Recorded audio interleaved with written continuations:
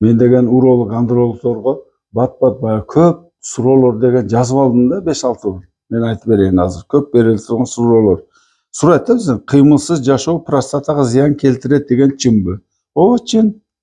Органы уюп калат да. Уюгандан кийин анан отек болот. Отек болгондо деген микробдор чогулат.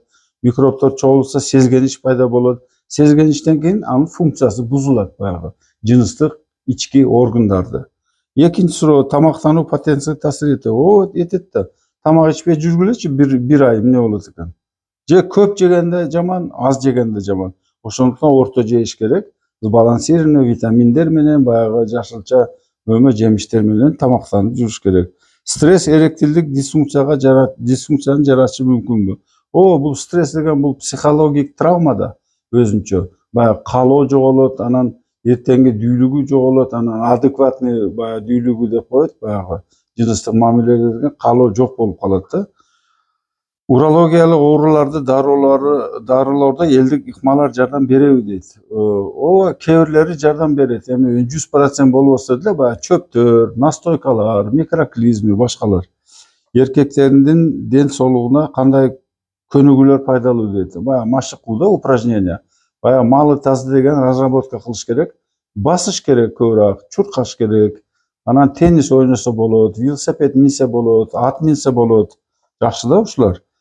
Тамеки тартуу эркектердин баягы яичкаларына таасир этеби? Ооба, прямой таасири бар. Эмнеге дегенде баягы кан тамырлар деген жабыркайт, кичине болуп калат, кан айланышы жаман болуп туруп, баягы жумурткалар деген жаман иштей баштайт. Соответственно, тестостерон аз иштеп чыгарылат, же начар иштеп чыгарылат, ошондуктан уже бузула баштайт. Ичкилик потенцияга көйгөйлөргө жаратышы мүмкүнбү? Ооба, ичкилик потенция көйгөйлөрүн жаратышы мүмкүн. Постоянно көп ичип жүргөндөр деген бүт организм жабыркайт да, башка системалар. И плюс эркектик жыныстык жак орган мишен деп коет. Алкоголь и продукты распада бает, ацетат, алдегид деп коет. Алар деген 3 күн, 5 күн, 6 күн деген влиять этет ошо потенция иштеп чыгара турган органдарга. Семирүү тестостеронду деңгээлине таасир этеби? Ооба, ички май эстроген иштеп чыгарат. Эстроген андрогендин антагонисти, карама каршылык деп эсептелет да. Ошондуктан напрямую потенцияга таасири бар семирүүдө.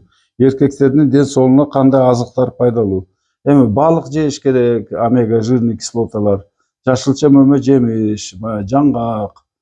Эми бул деген өткөндө пост жазганбыз, более көбүрөөк айтып бергенмин. Ошондуктан сбалансированный, витаминизированный, регулярный жакшы питание болсо жакшы болот. Мына ошо 5-6 суроо, ушуларды билгиле, ден соолукта болгула.